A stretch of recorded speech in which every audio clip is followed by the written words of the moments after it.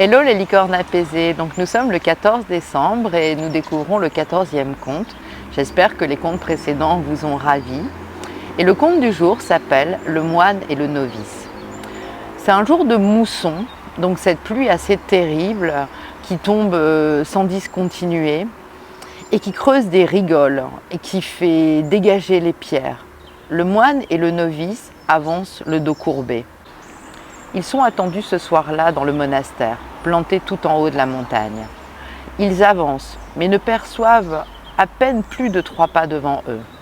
Autour d'eux, le monde semble avoir cessé d'exister.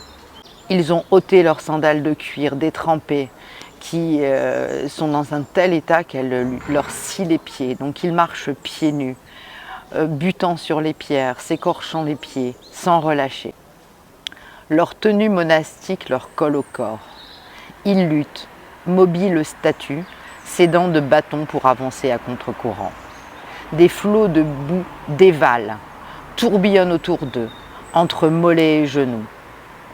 Ils n'avancent qu'au prix d'un effort considérable, dans un mutisme au souffle rauque. Toutes leurs forces sont concentrées pour faire passer un pied devant l'autre.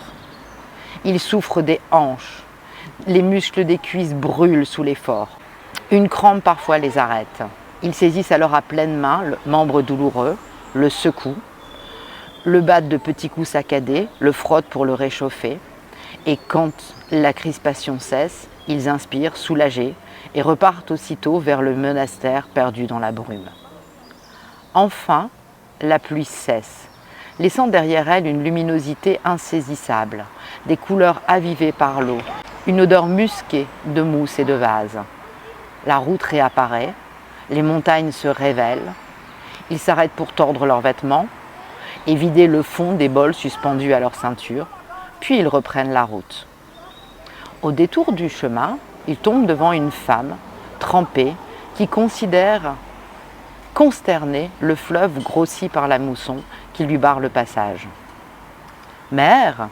lui dirent-ils respectueusement, car les moines nomment toutes les femmes mères pour éloigner le désir potentiel. « Pourquoi demeures-tu au milieu du chemin à regarder le fleuve ? Ma maison et ma famille sont de l'autre côté. Ce matin, je suis passée presque à gué. Ce soir, l'eau est si haute que je n'ose pas m'y aventurer. » Le novice la prend aussitôt sur ses épaules et la fait traverser, puis il revient auprès du moine. Ils se regardent mutuellement pour confirmer qu'il est temps de repartir et reprennent leur ascension qui dure encore de nombreuses heures. Ils arrivent en vue du monastère un peu avant la tombée de la nuit. Épuisés par leur voyage, ils sont soulagés de voir se profiler le grand bâtiment sombre et l'immense cloche blanche du stupa. Ils font une pause pour souffler un instant. Le moine soudain s'inquiète. « Comment vas-tu expliquer cela au lama ?»« Que dois-je expliquer au lama ?